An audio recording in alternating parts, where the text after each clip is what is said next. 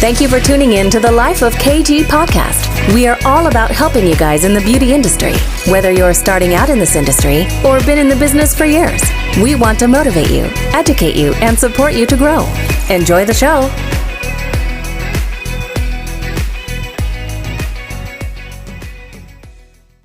Welcome back to A Life of KG. Guys, I am so excited for you to listen to this interview today. I was in awe of Hellen Ward. Now, Hellen Ward is part of the National Hair and Beauty Federation, but she has the largest independent salon in the UK, which is based in London. She employs over 100 staff members. How crazy is that?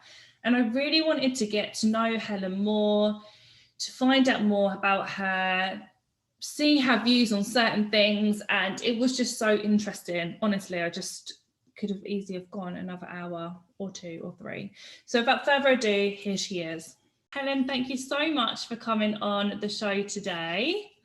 Oh, you're welcome. Lovely to talk to you. Yeah, and you. I've been really, really excited. We planned this a little while ago, didn't we? And I've been like, oh, I read your last article. Can't remember in what magazine it was. And I thought, oh, she's going to be perfect on the podcast.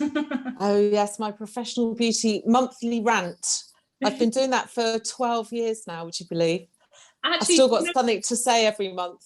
I think that's why I've been so excited to talk to you, because when I started my salon, which was 12 years ago, I've always read, obviously, professional beauty. So I've read your column every single month. So yeah. It's amazing, isn't it, the people you can remember through the magazines. Absolutely. Yeah, it's a really good chance actually to rant about stuff, you know, that as it sort of hits you at grassroots, because I think if you're when you work at grassroots, you know, and you're there in the salon, on the salon floor every day, you know, you see and understand things in a completely unique way. So that's why I think it's, you know, the feedback I get, I love it, you know, and you know, I often get told, write about this next month, write about that. Have you thought about that? And this is driving us mad. And that's it. That's how I get my inspiration for it. Definitely. And you never run out of things to say, I'm guessing, do you? Never. No.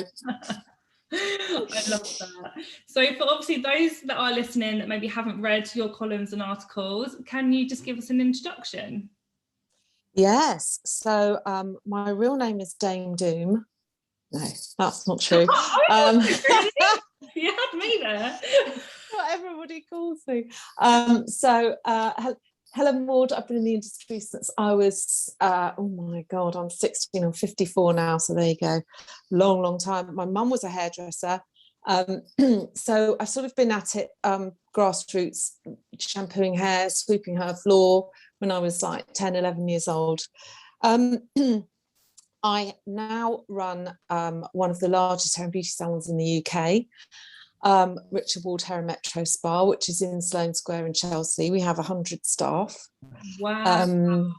Yes, keeps me busy. Well, pre-COVID, we've been known to be doing 1,200 clients a week. We're not back up to that yet, obviously, with the restrictions and everything. And obviously the way the customer behaviour has completely changed, which I don't know if we have time to touch on that today. That's a whole nother podcast in itself, isn't it? So yeah, it's a big brand. And but before, so we started it 28 years ago, me and my husband Richard.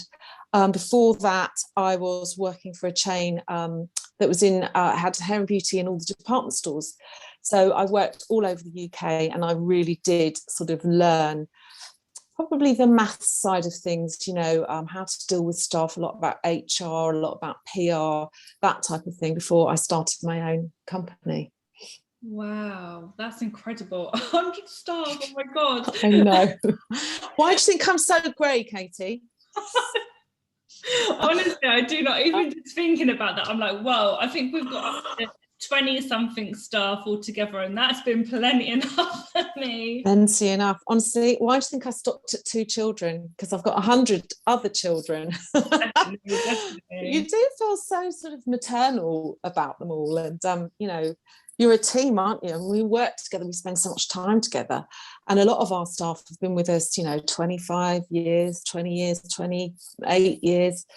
we're all like a family, but families fall out, right? Your brother and your sister, you know, you all fall out from time to time, but you love each other to bits underneath.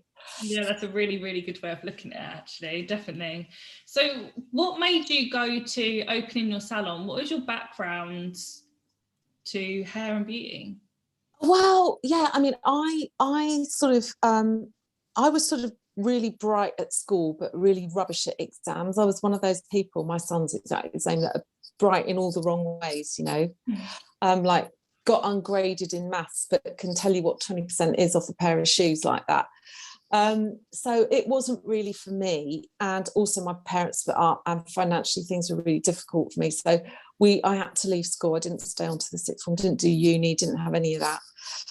And started working, did a YTS traineeship in the local department store where I worked, and literally worked my way up.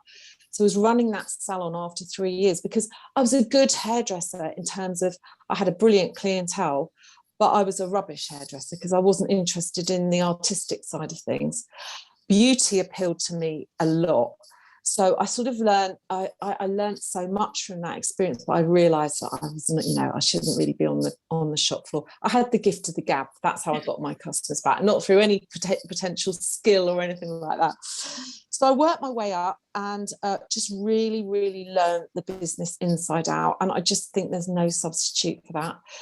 And I think it helps me so much now, even in my day-to-day job, because, you know, I've been a junior, I've answered the phone, I've unpacked the stock, I know all the tricks, you know, I know all the excuses, because I've been there. And I never really wanted my own business, but I was running I was regional director of this chain. So I was only 23 and I had 24 salons on my patch. Came back to London. Worked in Knightsbridge, worked for Mr. Al Fayed in the Harrods Hair and Beauty Salon, ran that. I was the youngest person ever to run that, had 140 staff there. I was 24. Yeah. And then met Richard and went into this other salon where it was just a different sort of hairdressing. You know, it was good hairdressing. It was the guys were all dressed in jeans. It was all cool. And then we got a chance to buy it because it had gone into bankruptcy. So we bought it from the receivers. We paid 50 grand for it in 1992. That was a lot of money. And we literally had to build it back up again from nothing. So, you know, we mopped the floor ourselves. We didn't pay ourselves for the first 6 months. We had sleepless nights.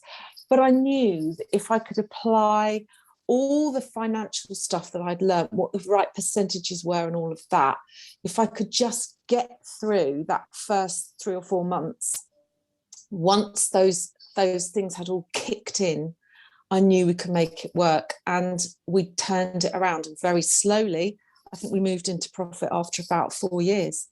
Wow. But at least we were paying ourselves, and, you know, and here we are 28 years later, and my husband's, you know, celebrity hairdresser and hairdresser to the future Queen of England, and amazing story, but built on literally, you know, working our way up from nothing.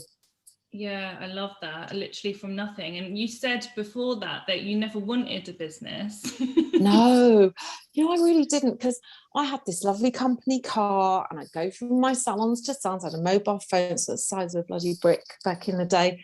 And, you know, I would go from salon to salon and think, oh, I don't know, who would want to have their own business? This is great. I can, it feels like having my own business, but I don't have the sleepless nights and da.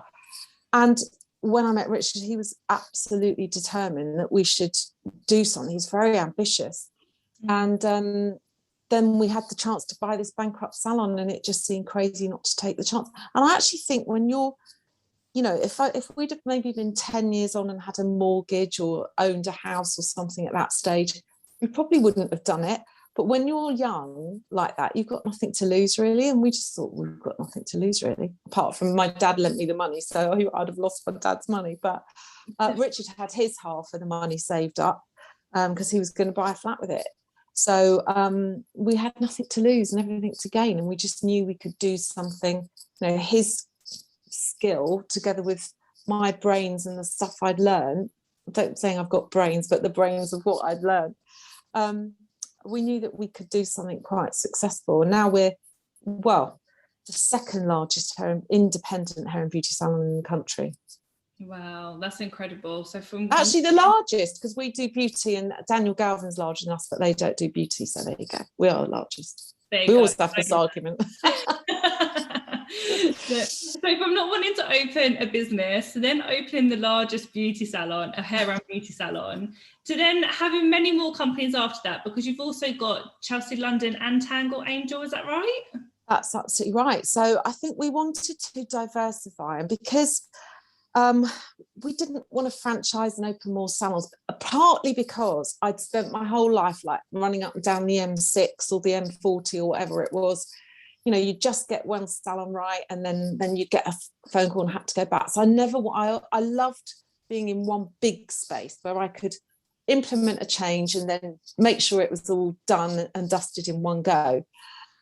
So we never really wanted to open any more salons or franchise or do anything like that. So when we had the chance to do a wet range for Waitrose, we took that. So we created Richard Ward Chelsea London, but we've now rebranded that to Richard Ward Salon Professional. That just launched this week. So part of my life is running into Waitrose and looking at the shelves at the moment. So that was fun. And then we started Tangle Angel in 2011, which is our detangling brush, and Richard really runs that company. And I think we split the roles up now so that, you know, I run the shop and the wet range, and he runs the brush company, Tangle Angel, and that sells in 40 countries. And it's actually not very big in the UK, but actually in South Korea it's massive. He's famous in South Korea, which makes me laugh so much. He gets off a plane and he's got people wanting his autographs, which is hilarious. Richard, yeah. Oh my god. And in China, massive in China, which is very strange. Isn't that funny? So yeah, how is your time managed? Because obviously you're a businesswoman, you're highly successful, you have a family, you have children. Yes, although my children are grown up now, which is good, but they never seem to leave home. They're like boomerangs, they keep coming back. I know, you think you've got rid of them and they're back again. So I'm quite compartmentalised my time. I'm quite good with my time. Like when they were younger, I decided that, you know, it was only really going to work if I worked part-time, and on the days that I wasn't in the business, I wouldn't look at my emails, I wouldn't look at my phone, I wouldn't have anything to do with work. And on the days that I was, you know, I was a school mum and I was bake sales and all the rest of it, and on the days I was here, I wouldn't get involved with the school or the PTAs or anything. And you have to be so strict with yourself to do that. But I think that's probably the only way you can do it and stay sane. But can you do it all? I don't think you can do it all. You can just have a bloody good go at it. Yeah, definitely. What's your day to day then? What does life look like for you when you are working? Well, so I work on my consultancy and other things like I write books and stuff like that. I do that on a Monday. I'm very compartmentalised in my time. Tuesday I'm in the office. Thursday and Friday I'm in the office. Saturday is, you know, picking the children up from college or whatever I'm doing. Wednesday I go down and look after my mum for the day. So I'm really sort of, you know, strict about having a day like that with her.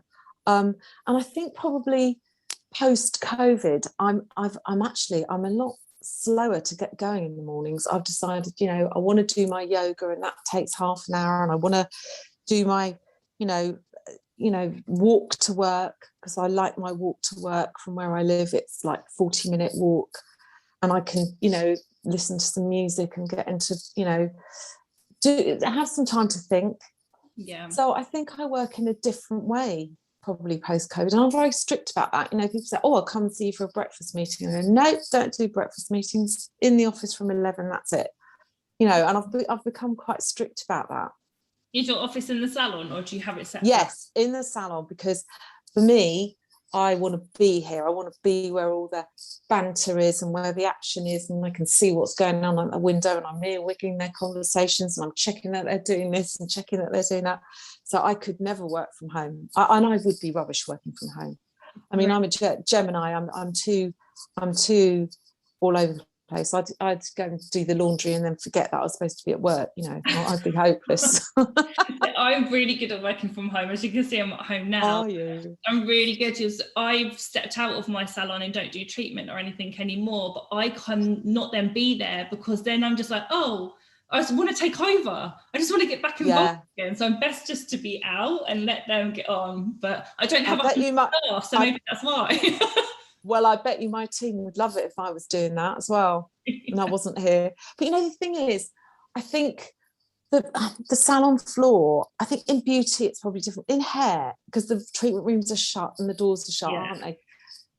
But in the hair world, I think, you know, you do pick up so much and what customers are saying. And I just like to sometimes hang around the salon just to make myself know, because the other thing, if you're only working part-time, I don't want the staff to think that I'm never there. So I like to walk around the salons, you know, say hi to the clients, you know, occasionally. So I like to be part of that.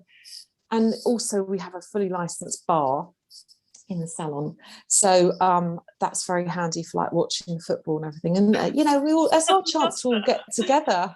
Yeah, especially when you're a bit stressed with everyone, you just go and pour yourself a glass of wine. Pour myself a drink, exactly. Big gin and tonic. What time is it? Is it gin o'clock? Yeah. Somewhere in the world, it's always gin o'clock. That's my say. Oh, I love that. What's been your hardest part of business so far? Because we both know business isn't easy. What's been? No, I think it's really difficult, and I think there's two massive turning points for me. When we built up quite quickly, and 2006 was a really massive year. I mean, we were in our old salon, not in this location, and we only had about 3,500 square feet there. We've got 5,000 here, and it was boom year. It was like the boom time year of the hairdressing industry, really was. And you know, we had clients sat on the stairs having their foils in because we didn't have enough seats, you know, amazing. But with that, I think we also had a bit of a cull. There was a person that worked for us, and when they left, I felt an enormous sense of relief.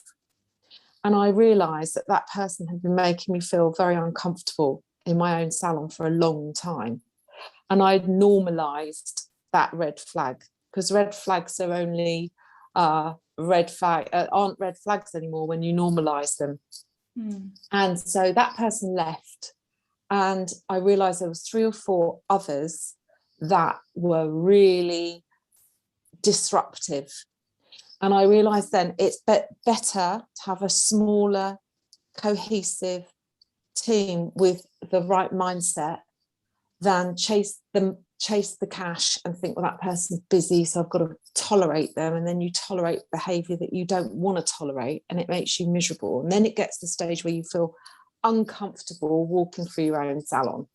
And your salon should feel like your lounge or your bedroom. You should feel that comfortable. And if ever I'm not feeling comfortable in my salon, it's because there's somebody in the team that hasn't quite gelled correctly. And now I've learned that instead of accepting feeling uncomfortable, I've got to drill down into what is making me not feel right. Because if it's making me not feel right, the other staff won't be feeling right and the customers won't be feeling right, and having the balls to go and do something about it. It's one thing that I hear quite a lot when I look after salon owners, is that when they do have, you know, that bad egg in there, or someone just doesn't fit in with that salon culture, how they do just feel so uncomfortable. And it's such a horrible place to be in when you don't even feel right in your own place and you just want to quickly get back out. Absolutely. And I think it's so easy to put up with that.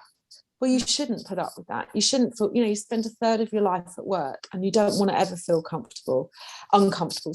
And I think when you do that and you make that bold step afterwards, it's so interesting, because people then go, oh yeah, that person is causing, there was such a negative influence on the team.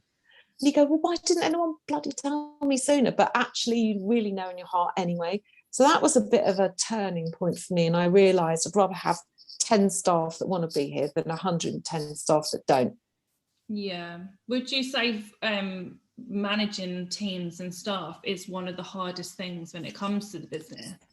I think it really is. And I mean, for us, you know, it's a labour intensive industry that we're in, and people are difficult, and they need, you know, they need a lot of nurturing and guidance and motivation. But but also I think you can over nurture people, and you can end up parenting them, and that's not good either. You know, somebody I know recently was on the phone to me, you know, oh, you know, I feel I need to look after my team's emotional well-being.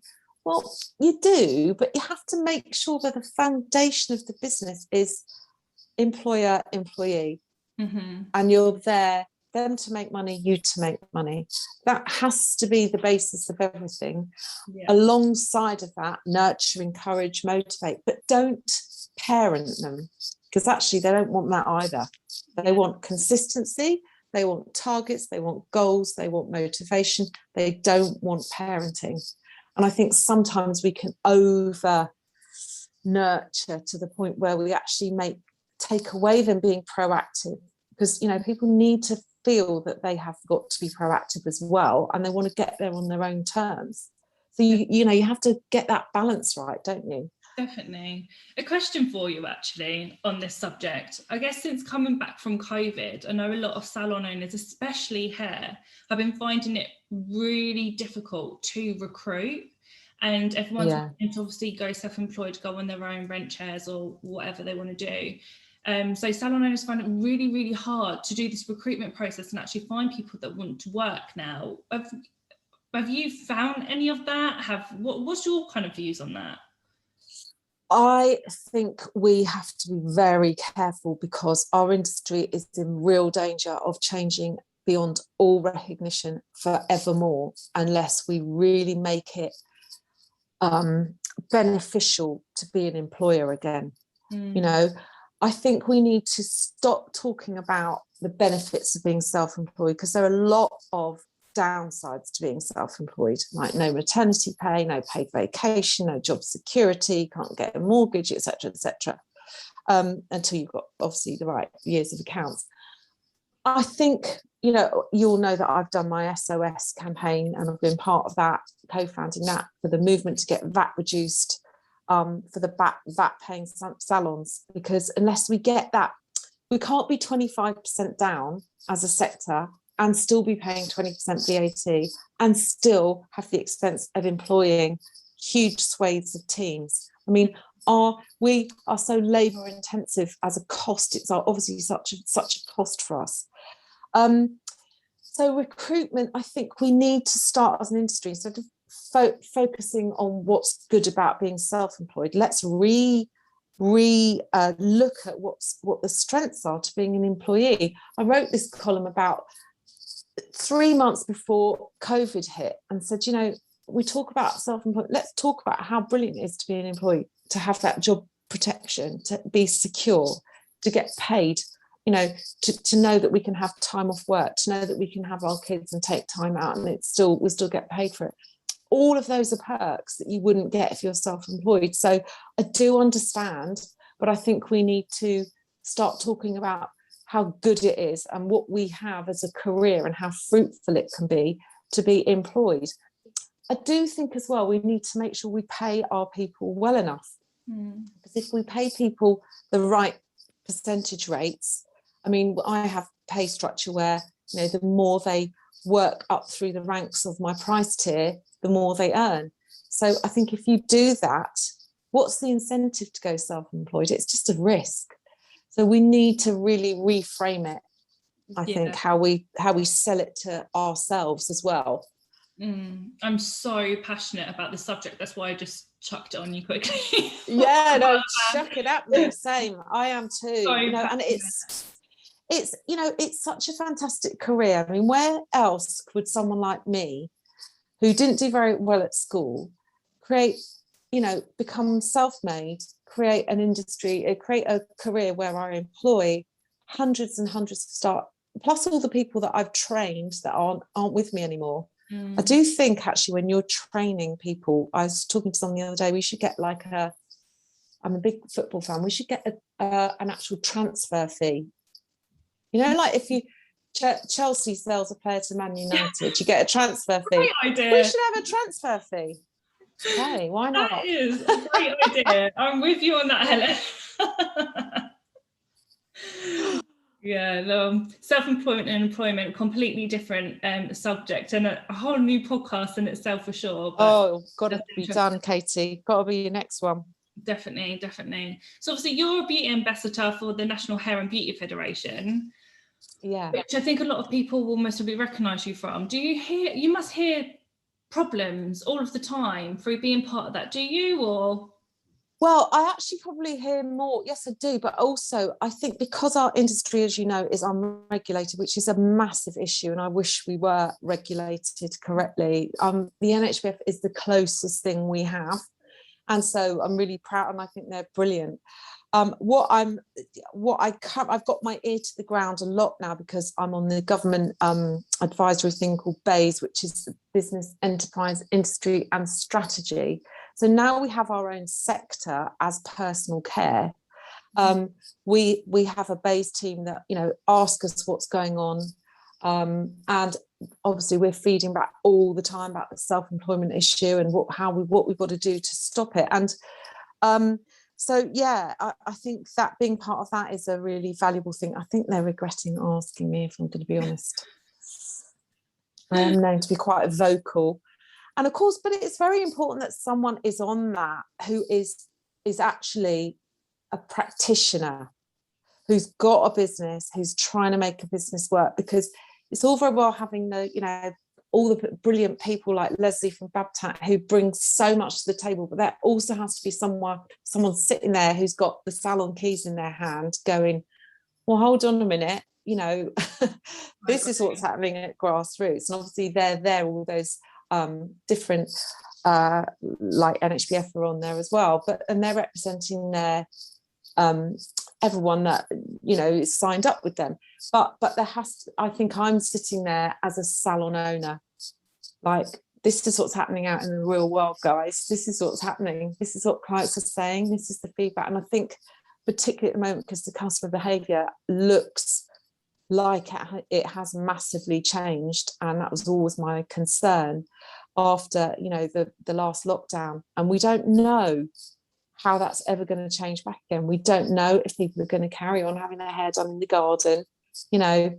And, you know, I'm so cross with the big industry names that breached lockdown, and, you know, they're coming out the bloody woodwork left, right and centre. You know, clients saying, well, somebody came round from that salon and did my hair during lockdown, all that. You know, that's really crap, and we need to all stand together. And, you know, because we're unregulated, of course, we don't have anyone overarching where we can all stand together. Yeah, so it's a frustration. Yeah, definitely. With customer behaviour, is it the fact that you've seen that people are wanting more low maintenance of treatment now? Well, yes, absolutely. You know what? It's like a perfect storm of a tiny little bit of that and a tiny little bit of that and you add it all together and it's 25%. So it's people working from home, people have moved, and we're in central London, people have moved. They're, oh, thanks, yeah, I love your salon, but now I live in, you know, Cornwall. So I'm only ever going to come up 3 times a year now. So it's people definitely growing their hair out, growing all their tint out, you know, having longer hair, but balayage doesn't help, you know, because that grows out so not lovely. You know, COVID anxiety, not wanting to come into London for us is massive. Also, our tourists, we had a fantastic tourist clientele that would come back every year without fail, from America, from Europe, all over the place. They're not here. You know, it's a perfect storm of every tiny little thing coming together to create this massive sea change. And, you know, thank God we've got our business rates reduction, should I say, that will help tide us over the next year. But, you know, you're still paying rent, and paying rent, you know, is expensive. And if we don't get this VAT cut, we are pushing for this VAT cut. We're not giving up on this, because if the business has changed that consistently, then the maths doesn't work. So if you want the maths to work and us to employ all the youngsters that we employ, and don't forget as a sector we employ 89% females, then, you know, it's going to change, and it's never going to change back again. And time now is really, really crucial to get this through. Yeah. So yeah. When will you hear more about that cut? Is that going to be an ongoing thing, or?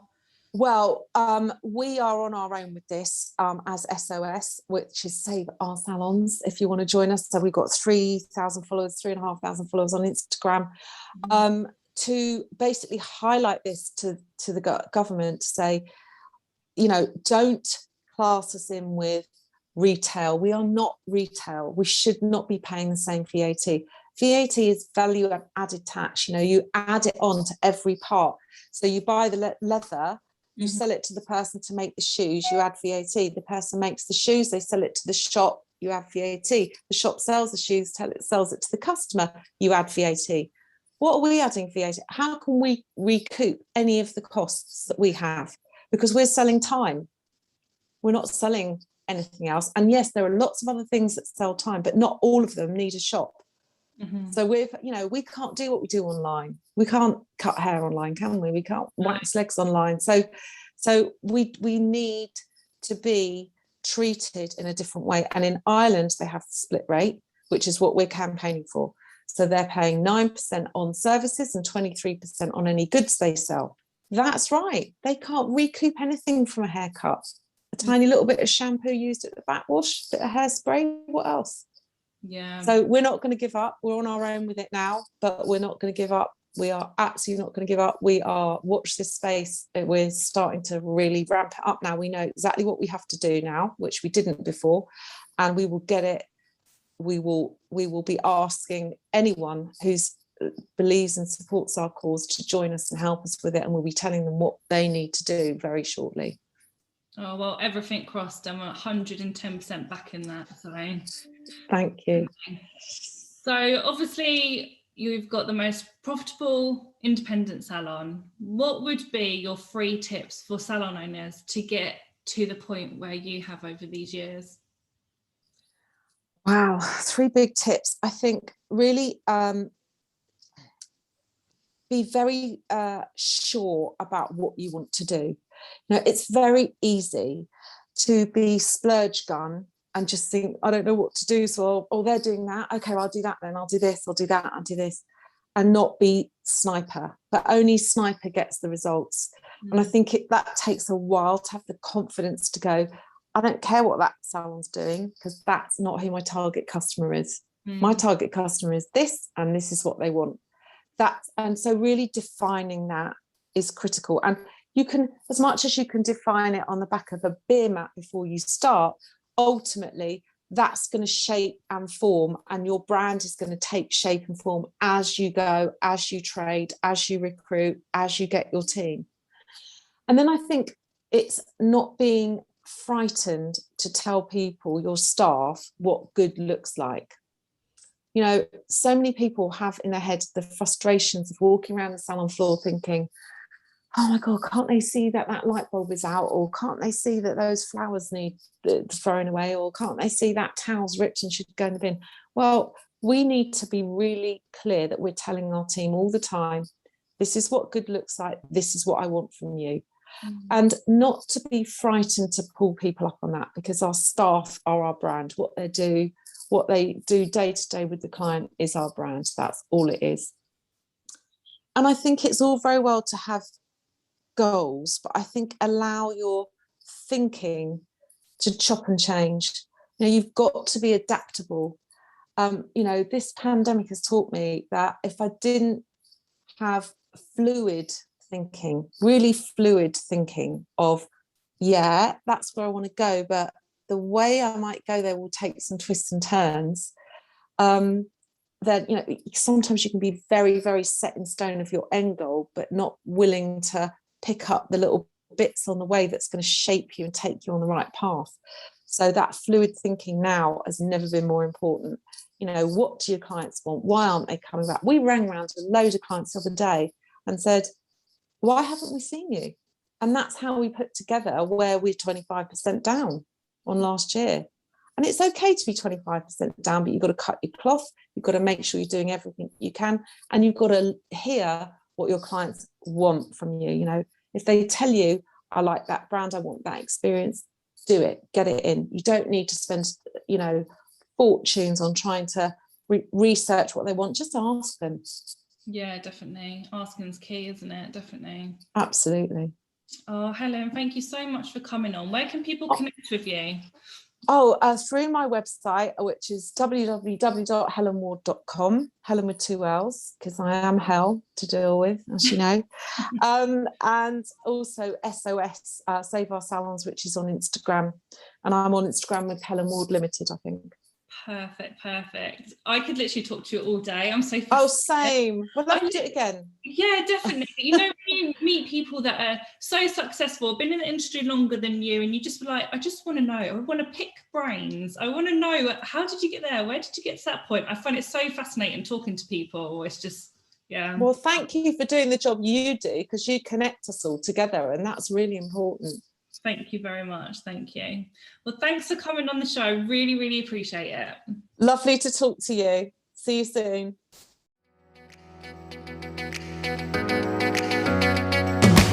If you love this episode, please share and tag us on social media at KG Salon. I always follow them. If you're a salon owner and would like to join our membership program, coffee, cake, and chat, get in touch for a space. Be around a like-minded tribe. Have 400 pounds worth of mentoring a month. And push yourself to the next level. I love being a part of such a great community. Until next time, have an amazing, successful week.